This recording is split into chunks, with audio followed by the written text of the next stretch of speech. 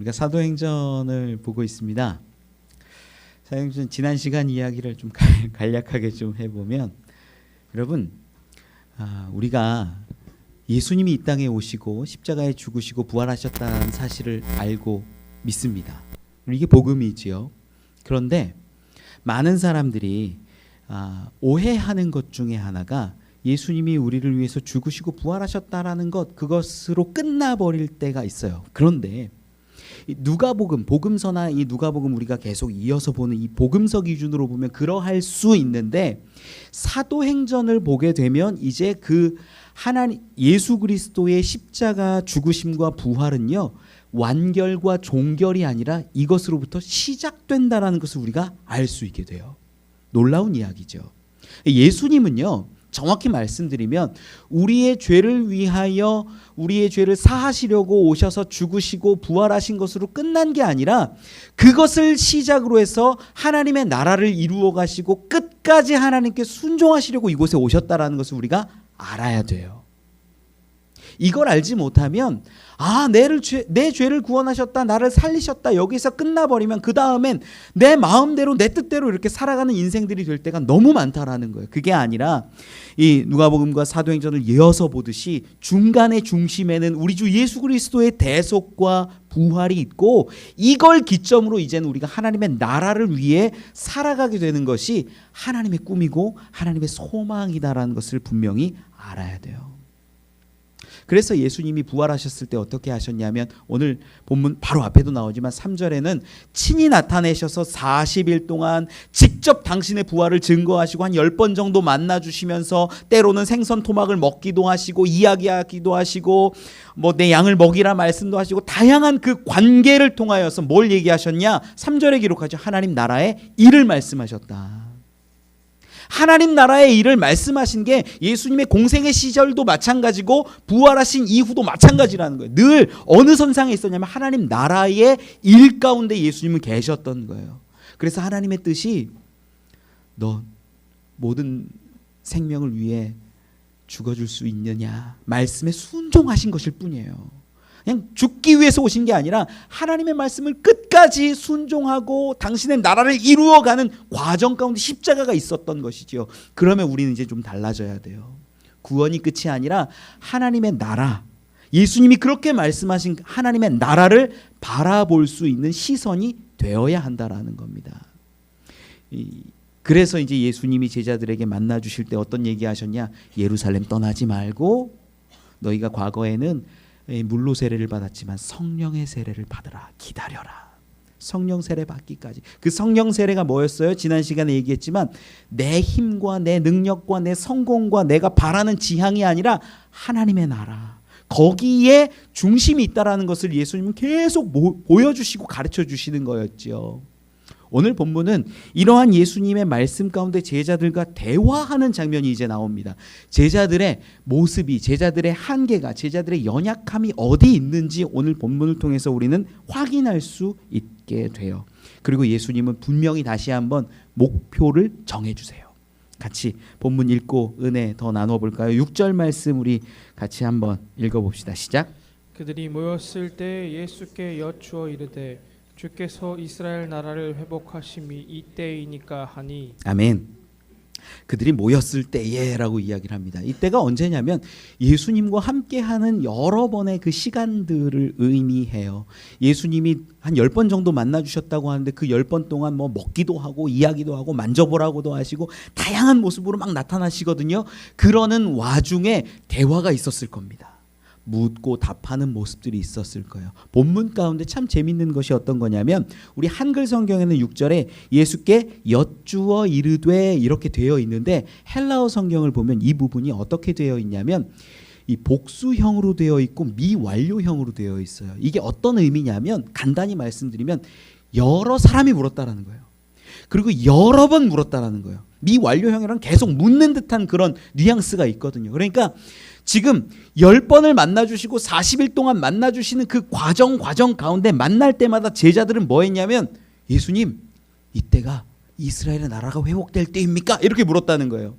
그냥 오늘 본문의 6절에 딱 있으니까 한번 딱 누군가 하나가 대표해서 예수님, 이때가 이스라엘의 나라를 회복할 때입니까? 이런 물었다는 그 의미가 아니라 원어적으로 깊게 들어가 보면 여러 번 만나 주실 때마다 대화가 있을 때마다 수많은 제자들이 여러 번 물었다라는 거예요.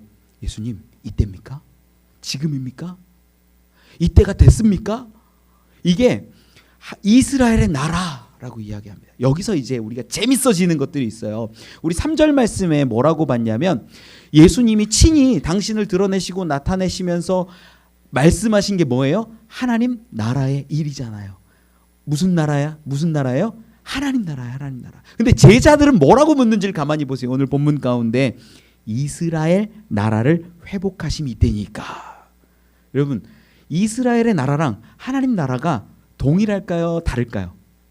다르다는 거죠. 성경 기자는요, 그런 부분을 염두하고 쓰는 거예요. 예수님이 말씀하시는 건 하나님 나라인데 지금 제자들이 말하고 있는 나라는요, 이스라엘 나라라는 거예요. 이스라엘 나라. 차이가 분명히 있어요. 이 당시 이 유대인들 가운데는 어떤 소망이 있습니다. 어떤 소망이냐면 하나님이 약속하신 어떤 메시아가 오면, 그리스도가 오면, 그분이 오면, 이 다윗의 자손 가운데 그분이 오면 뭔가 새로운 나라가 이루어지고 회복되고, 여기서 말하고 있는 제자들의 소망, 이스라엘 나라가 회복될 것이라고 여겼던 거예요. 이 성경 가운데 보면 이런 어떤 기대와 예언의 말씀들이 수없이 많이 등장합니다. 예언자들과 선지자들을 통해서 누누이 말했던 거예요. 그런데 그 중에 특징적인 부분을 하나만 좀 살펴보면 이사야 32장에 보면 이러한 표현이 있어요.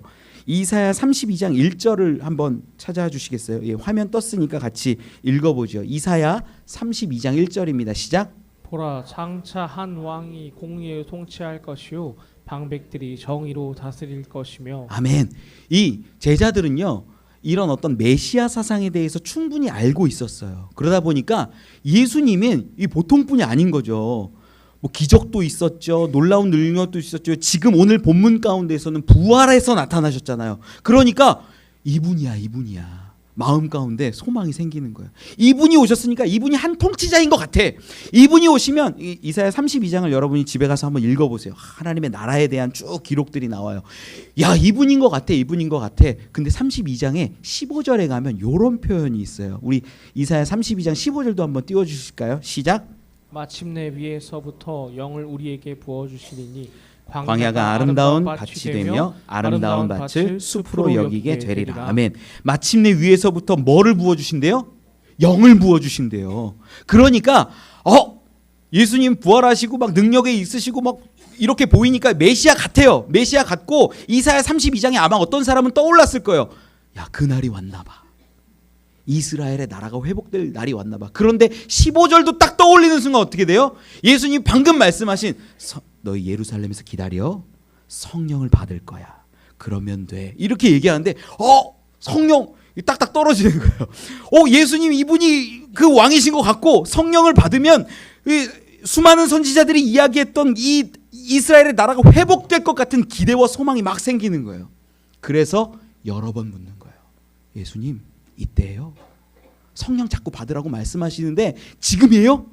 이스라엘의 나라가 회복될 때예요? 라고 계속 물었던 거예요. 그런데 우리는 다시 본문 가운데서 돌아와서 보면 예수님이 말씀하신 건 누구의 나라예요? 하나님 나라인데 제자들은 어떤 나라를 얘기했다는 거예요? 이스라엘 나라를 얘기했다는 거예요. 이 두 개가 다르다라는 거예요. 너무 안타깝죠.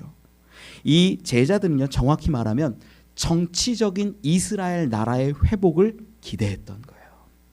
지금 이스라엘은 얼마나 오랫동안 이 좌절하고 어려운 그 식민지의 삶을 살았습니까? 속국의 삶을 살았어요.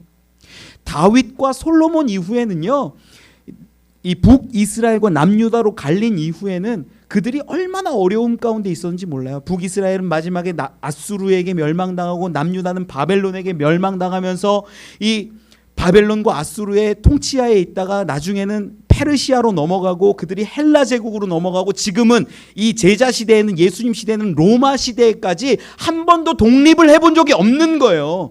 그러니까 마음 가운데는 뭐가 있냐면, 좀 나라가 부강했으면 좋겠는데 다윗과 같은 왕이 나타나고 이사야 선지자가 말한 대로 어떤 영을 부어주시면 놀랍게 막 로마를 퇴치하고 격퇴하고 막 죽이고 그래서 정치적인 독립을 이루고 막 이렇게 되지 않을까 기대했던 거예요.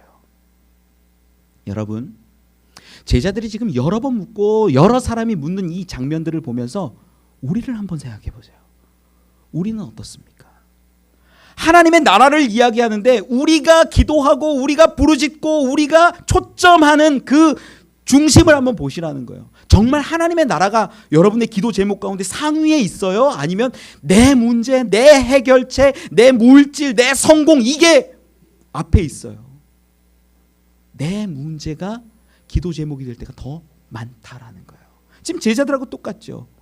예수님 만났고 부활하신 그분을 만났음에도 불구하고 우리가 기도 제목을, 야, 너 하나님 나라를 위해 살아. 그런데 우리가 얘기하는 건 이스라엘의 나라가 회복될까요? 내 나라가 회복될까요? 내 왕국이 회복될까요? 내 가정이 잘 될까요? 내 자녀가 잘 될까요? 이거 묻고 있다라는 거예요. 여러분, 아닙니다. 이스라엘의 나라와 하나님의 나라는 오늘 본문에서도 정확하게 구별되고 있다라는 것을 우리는 확인해야 돼요.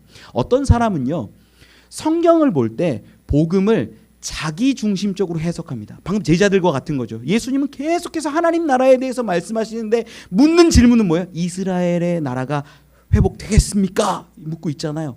복음서를 볼 때, 성경을 볼 때 내 중심으로 해석하는 사람들이 얼마나 많은지 몰라요. 어떤 사람은요, 몸이 너무나 아픈 사람들은 막 성경을 보고 예수님의 이야기들을 볼 때 예수님이 낫게 해주신 장면들을 보면 아멘 해요. 막. 왜? 나에겐 복음이 뭐예요? 내 몸이 낫는 거예요. 가정이 너무 어려워요. 자녀가 막 병이 들었어요. 귀신 들리기도 하고 뭐 병이 들어서 자녀가 죽기도 해요. 우리 회당장 야이로의 딸이 죽었을 때 예수님이 찾아가서 살려주시는 것들 보거든요. 그런 장면들 보면, 말씀 보면 내 아이가 아프고 내 자녀가 죽을 것 같으면 그 말씀 붙들고 막 기도해요. 살려주세요. 구원해주세요. 그게 그에게는 복음이에요. 어떤 사람에게는요, 오병이어의 기적 같은 것들을 보면서 수많은 사람, 수만 명 되는 사람들을 먹이는 것을 보면서, 야, 그래, 복음은 이런 거야. 가난한 사람들에게 빵을 주는 게 복음이야 라고 이야기해요.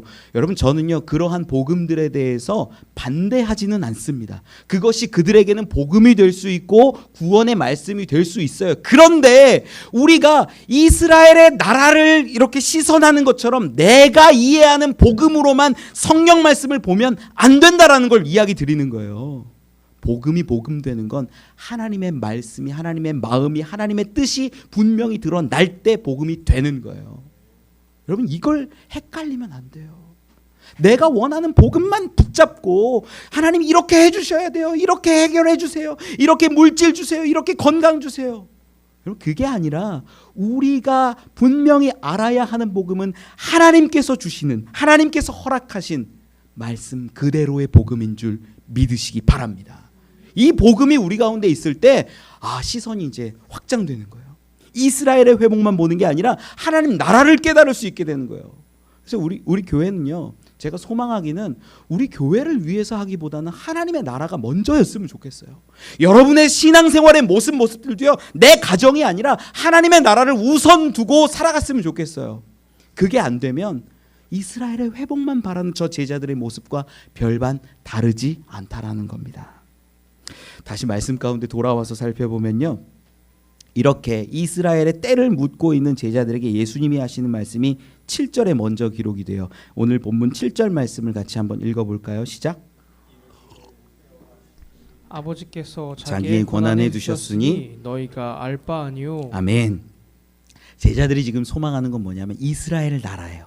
현세적인, 정치적인, 속국되었다가 어려워졌다가 이제 회복됐으면 하는 그 나라가 회복되기를 원합니다. 이렇게 얘기하니까 예수님이 하시는 말씀이 때와 시기는 아버지께서 자기의 권한에 두셨으니 너희가 알 바가 아니래요.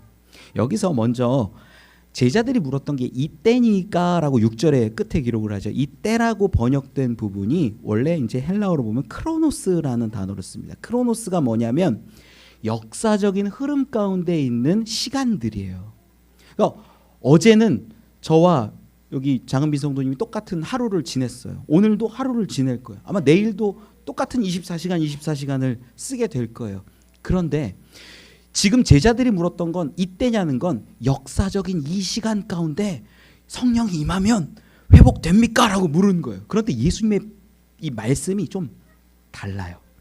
좀 신학적인 이야기라 조금 어려울 수도 있는데 본문 가운데 때와 시기는 아버지께서 자기 권한에 두셨다라고 말씀하세요. 때와 시기라고 번역된 부분이 때는 크로노스인데 시기라고 번역된 게 카이로스라는 단어를 써요. 이 카이로스라는 건 어떤 거냐면 특별한 시간이에요. 특정할 수 없는, 쉽게 말하면 하나님이 개입하는 그러한 시간을 카이로스라고 이야기해요. 그러다 보니까 원래 이제 좀 조금 어렵지만 신학적으로 카이로스와 크로노스를 같이 쓸 때는 어떤 거냐면 인간의 역사가 흘러가는 가운데 하나님이 개입하신 어떤 특별한 시간을 의미해요. 그게 언제냐? 보통은 종말을 이야기합니다. 마지막 때를 이야기해요. 좀 어렵죠. 예. 이게 카이로스와 크로노스의 때 이런 게 있구나라는 것만 알고 일단 오늘은 좀 접었으면 좋겠고, 질문의 요를 한번 살펴보면 이런 겁니다. 제자들은 지금 이 나라가 이스라엘의 때가 회복이 됩니까? 예수님 이때입니까? 성령을 주신다고 말씀하셨는데 정말 될까요? 이때일까요? 라고 묻는데 그거 상관없다는 거예요. 그때는 하나님이 개입하시고 하나님이 역사하시는 그때는 너희가 알 바가 아니다 라고 말씀을 분명하게 못을 박으시는 거예요. 자기의 권한에, 아버지의 권한에, 하나님의 권한에 두셨기 때문에 너희가 그것을 알지 않아도 된다라고 말씀하시죠. 그리고 이어서 하시는 말씀이 8절 가운데 이야기합니다. 8절 같이 한번 읽어볼까요? 시작. 오직 성령이 너희에게 임하시면 너희가 권능을 받고 예루살렘과 온 유대와 사마리아와 땅끝까지 이르러 내 증인이 되리라 하시니라. 아멘. 너희 제자들은 이스라엘의 나라가 회복됩니까? 딱 물으니까, 그 크로노스로 딱 물으니까 예수님이 아니야. 그 하나님의 놀라운 개입하시는 그 시간은 너희가 알 바가 아니야. 너희 그거 관심 끊어 라고 말씀하시면서 오직 이렇게 이야기합니다. 오직이라는 게 이제 헬라어로 알라라는 단어인데 역접이에요. 역접. 그러나 너희는 이것만 알면 돼. 오직 이것만 기억해. 뭐냐면 바로 성령이 너희 가운데 임하시면 너희가 권능 받고 예루살렘, 유다, 사마리아 땅끝까지 이르러 내 증인이 되리라 라고 선포하신 말씀이라는 거예요. 너희가 그걸 다 알 바가 아니야. 그건 아버지의 뜻이니까 그건 접어두고 너희에게 있어야 할 것, 지금 현세에 이 땅 가운데 살아가야 될 때 중요한 것이 있는데 그게 뭐냐? 너희에게 성령이 임하면 너희가 권능을 받는다라는 거예요. 여러분, 성령의 권능이 여러분에게 임하기를 축원합니다. 그런데 문제가 하나 있어요. 우리가 복음서를 보다 보면 예수님이 이미 우리에게, 제자들에게 권능과 권세를 주신 적이 있다는 거예요. 성경을 좀 한번 찾아보죠. 누가복음 9장 1절 2절입니다. 누가복음 9장 1절 2절 한번 찾아보죠. 같이 화면 띄워주셨으니까 읽어볼까요? 시작. 예수께서 12 제자를 불러 모으사 모든 귀신을 제어하며 병을 고치는 능력과 권위를 주시고 하나님의 나라를 전파하며 앓는 자를 고치게 하려고 내보내시며. 아멘. 여러분, 예수님이 제자들에게 이 능력과 권위를 주셨어요, 안 주셨어요? 어렵나요? 이 권능과 권위, 권세 이런 걸 주시는데 오히려 사도행전 1장에서 방금 우리가 읽은 본문보다 훨씬 더 구체적이에요. 왜 그러냐? 1절 말씀에 보면, 누가복음 9장 1절 말씀에 보면 이렇게 기록하죠. 모든 귀신을 제어하며 병을 고치는 능력과 권위를 주셨다. 모든 귀신을 제어할 수 있어요. 굉장히 구체적이에요. 여기서 말하는 병도 사실 모든 병을 얘기합니다. 모든 귀신을 제어하고 모든 병을 고칠 수 있는 권위와 능력을 주시고 2절 말씀에는 더 구체적으로 또 한 번 이야기하시는데 하나님 나라를 전파하며 앓는 자를 고치게 하려고 내보내셨다 이렇게요. 여러분, 지금 우리가 사도행전 가운데 있는 성령을 받고 너희가 권능을 받아라 이 이야기랑 이 누가복음 9장에 있는 이 권위와 능력을 받으라는 이야기랑 달라요? 같아요? 같잖아요. 같은데 왜 또 다시 성령의 임재를 받고 권능을 받으라라고 이야기하는 걸까? 저들은요, 예수님이 이미 권세와 권능과 능력을 주셨어요. 아멘 하시는데 네. 권세와 권능과 능력을 주셨어요. 귀신을 제어하고요. 병든 것들을 고치고요. 하나님 나라를 전파하도록 부름받아서 내 보냄을 받았다는 파송하신 거예요 이미. 그런데 왜 다시 오늘 본문 가운데 사도행전으로 돌아오면 너희가 예루살렘에서 기다리고 성령 받아라 라고 말씀하실까? 중요한 게 있어요. 처음에 예수님이 이 누가복음 가운데 또 다른 복음서에도 나옵니다. 왜 이렇게 파송하셨는데 다시 파송하시고 그럴까? 이들이 실패해서 그럴까? 네, 어쩌면 그럴 수도 있어요. 왜 실패했다라고 말씀을 드릴 수 있냐면 저들이 권세와 권능을 받았는데도 불구하고 나중에 어떻게 해요? 예수님이 십자가에 달리시는 그 순간을 바라보면 그것을 바라보지 못하고 부인하고 도망가고 자기 사는 고향으로 돌아가서 그저 물고기 잡는 모습으로 살아갈 때가 너무나 많다라는 거예요. 여러분 베드로를 어떻게 부르셨어요? 너 물고기 잡지 말고 사람 낚는 어부가 되라 라고 부르셨는데 요한복음 끝에 가보니까 어떻게 되냐? 그가 다시 고향으로 돌아가서 물고기 잡고 있더라라는 거예요. 물고기 잡고. 분명히 예수님이 권능과 권위와 권세를 주셨는데 불구하고 왜 물고기 잡는 인생이 되어 버렸을까? 다르잖아요 뭔가가. 왜 실패했을까? 왜 문제가 있을까? 실패했기 때문에 성령을 주실까? 우리가 고민해봐야 되지 않겠습니까? 여기에 놀라운 차이가 있다라는 거예요. 놀라운 차이. 뭐냐? 예수님 시대에 주셨던 권위, 권세가 있는데 왜 성령 시대에 다시 성령 가운데 권능을 받으라고 이야기하냐면 여기 오늘 본문 가운데 있는 권능이라는 단어가요. 저 개인적으로는 조금 번역을 다시 했으면 좋겠다는 느낌이 들어요. 헬라어로 디나미스라는 단어를 쓰는데 이 단어가 권능도 되고 권세도 돼요. 두 개가 뭐가 다른지 잘 모르시겠죠. 권능도 되고 권세도 돼요. 우리가 디나미스라는 단어가 어디서 쓰이냐면 예수님이 우리 기도 가르쳐 주실 때 주기도문 할 때 주의 나라와 권세 할 때 그 권세가 디나미스예요. 그러니까 잘못된 게 아니에요. 제가 말해도 권세라고 번역할 수 있는 단어예요. 권능은 어떤 느낌이냐면 내가 성령의 임재 가운데 권능을 딱 받으면 나에게 능력이 있는 거예요. 막 제가 막 신유 능력 기도했다고 그랬잖아요. 막 만지면 낫고 막 보이고 전사님도 보여요. 어제 뭐 했어요? 막 이러고 그러면 좋겠지만 그런 능력처럼 느껴져요. 권능하면. 근데 권세는 어떤 느낌이냐면 나에게 능력이 있는 것이 아니라 세력 같은 거예요. 권세는 나에게 능력이 있는 게 아니라 하나님께 능력이 있고 그분께 힘이 있어서 그분의 힘 가운데 내가 살아가는 게 권세에 조금 더 맥락적으로 봤을 땐 비슷하다라는 거예요. 저는 개인적으로는 여기를 권능보다는 권세가 조금 더 맞지 않았을까 이런 마음을 품게 되는 거예요. 여러분 권능과 권세가 왜 중요하게 다르냐면요. 권능이었다면 제자들이 실패하지 않았을지도 몰라요.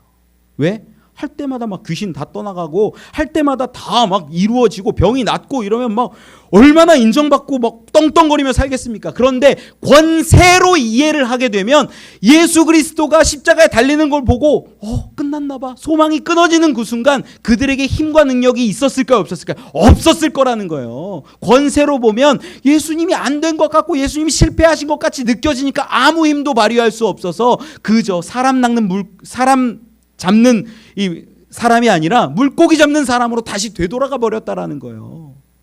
안타까운 거죠. 안타까운 거.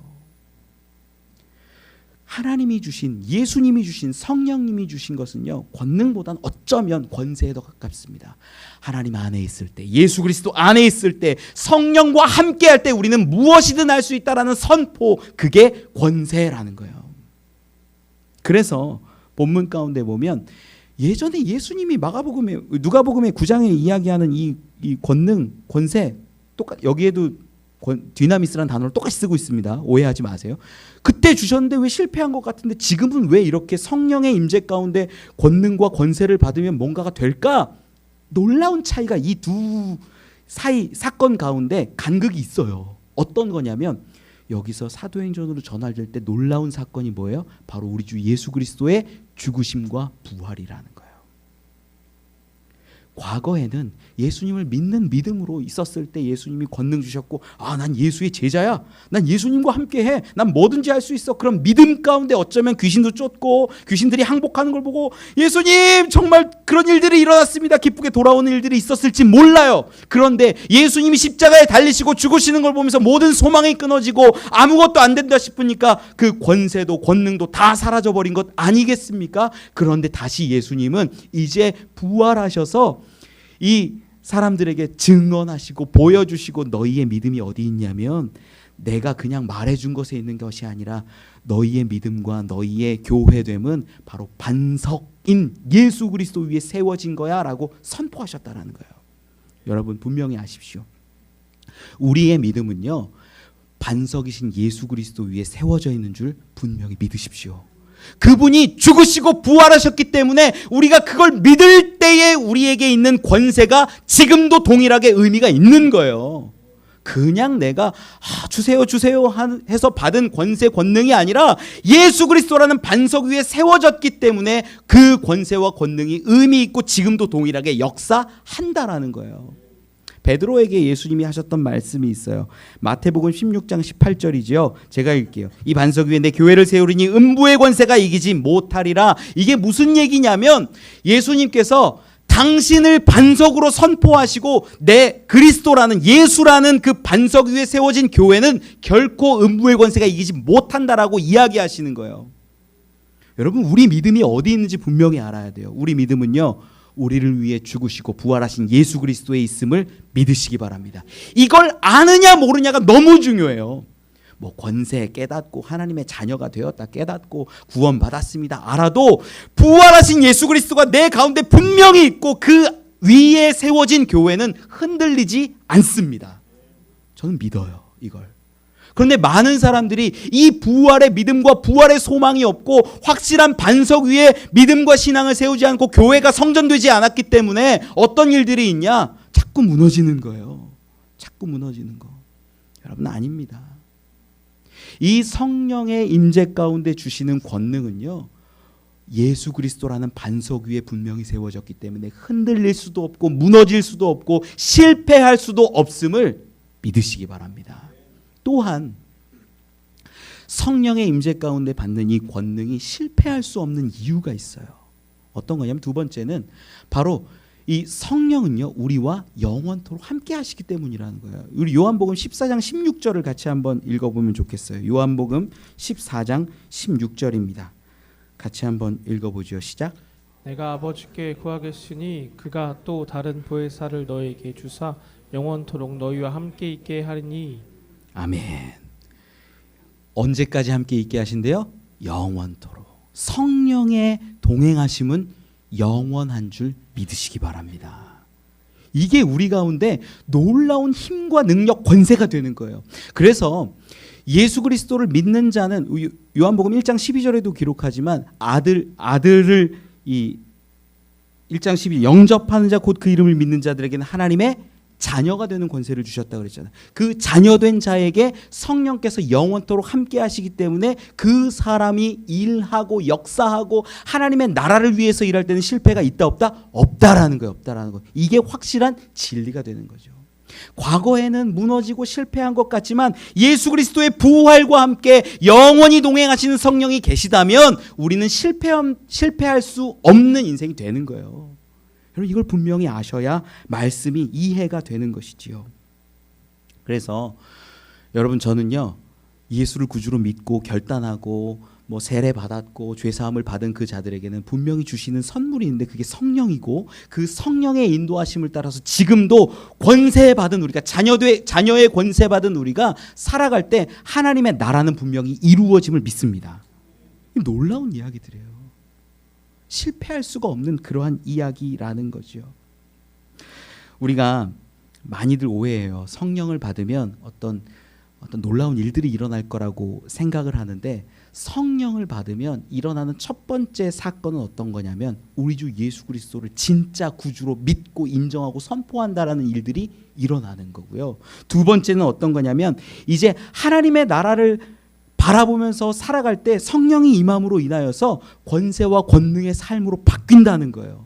그리고 세 번째, 때로는 어떤 사람들에게 은사를 주시기도 하고 주시지 않기도 하고 그런 거지. 근데 우리는 일단 머릿속에 성령 하면 은사로 이렇게 딱 1대1 대응이 되는 게 문제예요. 아니에요.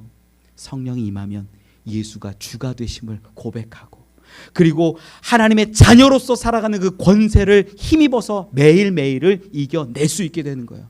때로는 어떤 사람에게 필요하면 신유 은사를 주기도 하고 뭐 방언하는 기적을 주기도 하고 수많은 일들을 허락하시는 것뿐이겠죠. 이렇게 우리가 좀 정리를 해보면, 본문 이야기를 보면 성령이 너에게 임하시면 권능을 받는다라는 것까지 이해가 가요. 이제부터는 8절 끝에 나오는 이 영역과 어떤 지역에 대한 이야기예요. 이 부분이 조금 어려운데, 자, 권능을 받으면 어떻게 되냐면 예루살렘과 유대와 사마리아와 땅끝까지 이르러 내 뭐가 되리라고 얘기하시면 증인이 된다라고 말씀을 하세요. 순서적으로 보면 예루살렘, 온 유대, 사마리아, 땅끝 이렇게 되죠. 근데 저는 옛날에 이제 20대 때 이 말씀을 보면서 마음이 뜨거워져 가지고 나를 선교사로 부르셨나 보다. 내가 어디든 가서 땅끝까지 복음을 전하리라, 이런 마음들이 막 있었던 때도 있어요. 여러분 혹시 그런 마음 아무도 없으시죠? 1부 때도 보니까 없으시더라고요. 여러분 이 이야기가요, 우리에게는 뜨거움으로 다가올 수 있고 어떤 도전으로 다가올 수 있는데, 이 이스라엘 특히 유대인들에게는 뜨거움과 도전이 아니었다라는 거예요. 왜 그러냐? 사마리아 사람들은요 기본적으로 우리와 같은 사람이 아니에요. 아수르에게 멸망당한 이후에 사마리아는 어떻게 변해갔냐면, 사마리아 사는 유대 사람, 이스라엘 사람들 대부분을 데려다가 다른 나라에, 다른 지역으로 막 보냈습니다. 그리고 다른 지역에 있는 수많은 민족들을요 사마리아 땅으로 보내요. 그래서 민족이 혼합돼 버리는 거예요. 그러면 기독교가 사라져요. 그 당시로서는 이제 여호와 신앙이죠. 여호와 신앙이 사라지고 제사가 사라지고 안 되다 보니까 막 문제가 생기고 막 이런 일들이 성경 가운데 계속 벌어지는 거예요. 이 사마리아 사람들이, 이 남유다 사람들이 보기에는 대적자들인 거예요. 대적자들. 우리가 아침에 느헤미야 계속 보고 있잖아요. 느헤미야 가운데 보면은 느헤미야가 성벽을 재건할 때 이 성벽을 재건하는 자리에서 사마리아 사람들이 와서 이야기하는 장면이 나와요. 우리 느헤미야 4장 1절로 2절까지만 좀 한번 살펴볼까요? 느헤미야 4장 1절, 2절, 3절까지 같이 보죠. 느헤미야 4장 1절로 3절입니다. 같이 읽어봅시다. 시작. 분축한 다음을 듣고 크게 분노하여 유다 사람들을 비웃으며 자기 형제들과 사마리아 군대 앞에서 일러 말하되, 이 미약한 유다 사람들이 하는 일이 무엇인가? 스스로 견고하게 하려는가? 제사를 드리려는가? 하루에 일을 마치려는가? 불탄 돌을 흙무더기에서 다시 일으키려는가 하고, 암몬 사람 도비아는 곁에 있다가 이르되, 그들이 건축하는 돌 성벽은 여우가 올라가도 곧 무너지리라 하더라. 아멘. 2절 처음에 기록하는 게 자기 형제들과 사마리아 군대 앞에서, 이 뭐냐면 사마리아 사람들 다 데리고 와가지고 성벽 짓고 있는 느헤미야와 사람들에게 뭐 하냐면, 야 여우가 올라가도 무너지겠다 조롱하고, 너네 지금 뭐 하는 거야? 지금 뭐 하는 거야? 막 비난하고 헐뜯고 뭐 막 힘 빠지게 하는 일들을 막 하는 거예요. 이 사람들이 누구냐? 사마리아 사람들이라는 거예요. 그러니까 이 마음과 이 상황들이요 예수님 시대까지 계속 이어졌습니다. 그래서 유다 사람들은 사마리아를 딱 바라볼 때 나쁜 놈들이래요. 구원받지 못할 놈들이래요. 그리고 또 유다 사람들에게 기본적으로 깔려있는 인식이 어떤 거냐면 선민의식이라는 게 있어요. 아브라함 시대부터 있었던 건데, 우리는 택함 받은 족속, 우리는 부르심 받은 자들, 우리는 야곱의, 우리는 이스라엘의 사람이야. 우리는 달라. 저들과 달라. 하나님의 말씀을 지켜. 우리는 하나님의 뜻대로 살아. 저들은 뭐 종교가 통합되고 자기들 멋대로 살아가고 그렇게 살아가는 모습이 아니야. 우리는 나름 하나님의 뜻대로 살아가는 자들이야. 이게 유대인들 가운데 있는 마음이었어요. 그런데 예수님이 하시는 말씀을 딱 들을 때 빵 때리는 거죠. 이게 뭐야? 뭐라고? 복음이 증인이 어디에 되라고? 예루살렘과 유다와 사마리아? 오, 싫어요. 여러분 이걸 우리가 알아야 돼요. 얼마나 가기 싫었는지를 알아야 돼요. 그런데 예수님도 복음서에 가서 보면 다 나오지만 사마리아 일부러 다니십니다. 수가성 여인하고 만나 주십니다. 수많은 일들을 막 이루어 가시는 거예요. 왜? 거기에도 하나님의 자녀가 있고 하나님의 백성이 있고 구원을 받아야 하기 때문에. 본문 가운데 끝에 나오는, 오늘 본문 가운데 끝에 나오는 땅끝이라는 것은요, 서바나를 의미해요. 그 당시로서는. 그 당시 문화 가운데 땅끝은 서바나인데 그게 지금으로 따지면 스페인 영역쯤 됩니다. 이건 그냥 스페인까지 복음을 전해라라는 의미는 아니고, 이 로마의 통치 가운데 있으니까 로마가 통치하는 곳이라면 어디까지나 그 끝까지 가서 복음을 증거하고 증인이 되어라 라고 말씀하시는 거예요. 그러면 이제 제자들이 받을 놀라움과 경악이 이해가 가는 거죠. 예? 하나님 나라가 서바나예요? 하나님 나라가 우리가 미워하는 그 사마리아예요? 그게 말이 되냐는 거예요. 예수님은 여기서 제자들의 마음과 생각을 완전히 바꾸어 놓으시는 거예요. 저는 전도하고 선교하기 가장 어려운 데를 어디로 꼽냐면요, 우리 집이라고 여깁니다. 여러분, 가정이 제일 어려워요. 아마 아실 거예요. 자녀가 제일 어렵고 부모가 제일 어려워요. 내 마음대로 안 돼요. 복음이 들어가지 않아요. 저도 저희 자녀들 키우면서 보는데 큰아이가 언젠가는 분명히 성장해서 대들 날이 올 것 같아요. 난 교회 가기 싫어요. 난 못 믿겠어요. 난 예수님이 나를 위해 죽으셨다는 거 인정하지 못하겠어요. 그런 날이 올 거를 저는 지금부터 대비를 해요. 여러분, 오해하지 마세요. 목사 아들이라고 신앙이 좋은 게 절대 아닙니다. 신앙은 어디에 있냐? 예수 그리스도가 부활했냐 아니냐를 내가 믿냐 안 믿냐, 여기에 뿌리가 있잖아요. 반석이 있잖아요. 목사 아빠라고 그 반석 위에 세워진 건 무너져요. 진짜예요, 여러분. 목사 아들이라고 신앙 좋은 거 아니에요. 우리 전도사님이 정확히 알고 있죠. 진짜 목사 아들이라고 신앙이 좋은 거 절대 아니에요. 신앙이 어디에 뿌리 내려야 되냐?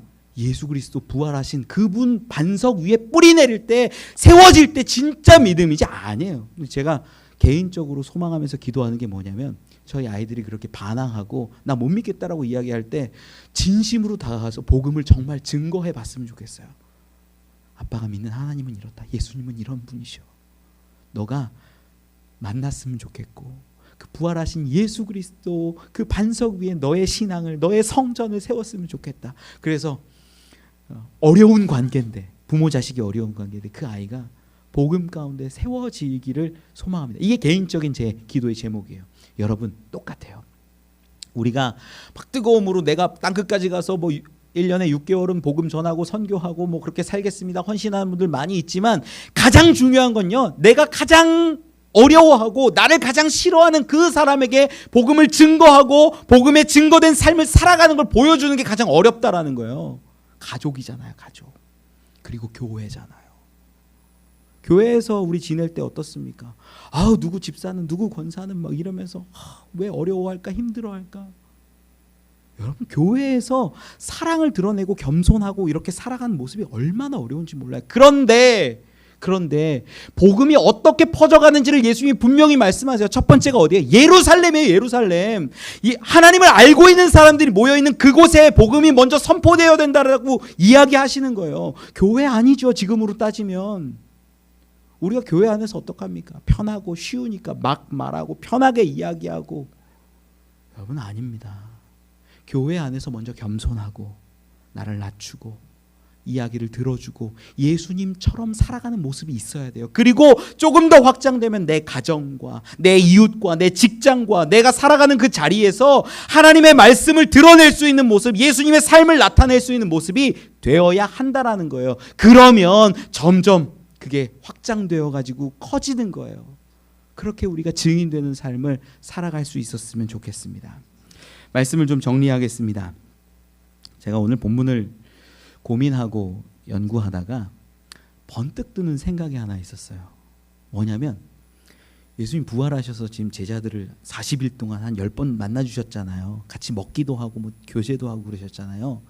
예수님이 부활하셔서 만약에 본디오 빌라도에게 나타나시고 그 당시 있었던 대제사장에게는 만나주시고 수많은 사람, 더 훨씬 많은 사람들에게 만나주셨다면 어땠을까? 여러분, 이런 상상 혹시 해보십니까? 여러분의 상상력이요 성경을 더 풍성하게 읽게 해요. 저는 그런 상상했어요.